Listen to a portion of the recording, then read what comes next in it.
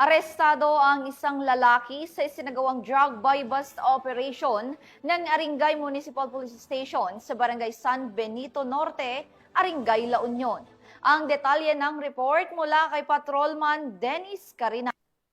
Arestado ang isang high-value drug personality sa ikinasang drug buy bust operation ng mga otoridad na kung alas 12 ng tanghali, ito lamang August 12, 2025, sa Barangay San Benito Norte, Aringay, La Union.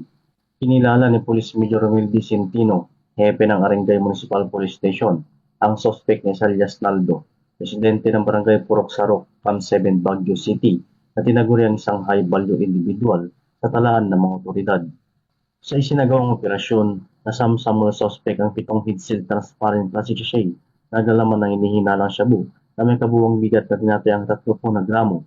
Ayon sa mga otoridad, ang halaga ng naturang iligal na droga ay humigit kumulang 204,000 pesos.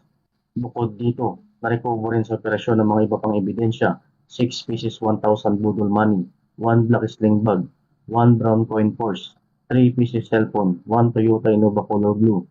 Ang lahat na nakumpiskang ebidensya ay sinalalim sa tamang dokumentasyon at inventaryo.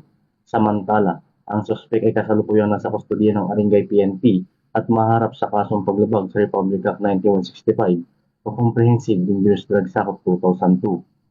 Mula dito sa Picadillo, Ilocos Region, ako po ang inyong Police News Network Correspondent, Patrolman Dennis Carinal, alagad ng batas, tagataguyod ng Balitang Pulis.